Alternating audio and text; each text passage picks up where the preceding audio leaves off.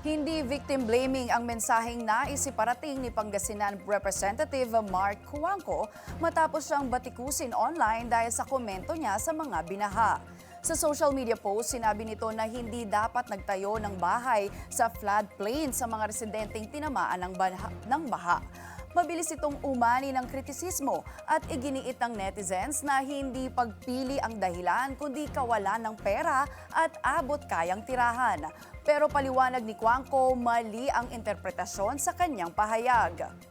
Ayon sa mambabatas, nakita sa viral video ang isang engineering failure, isang drainage channel na mas mataas pa sa paligid, makitid at posibleng dahilan ng biglaang pagbaha.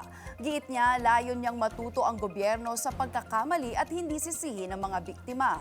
Dagdag ni Cuangco, responsibilidad ng gobyerno at developers na tiyakin na ang mga housing project at na tinatayo sa naligtas at maayos na lugar batay sa hazard maps at tamang planning. Samantala, nananatili ang panawagan ng publiko na mas kailangang imbestigahan kung bakit pinapayagan ang pagtatayo ng tirahan sa mga flood-prone areas at hindi dapat isisi sa mga nasalanta.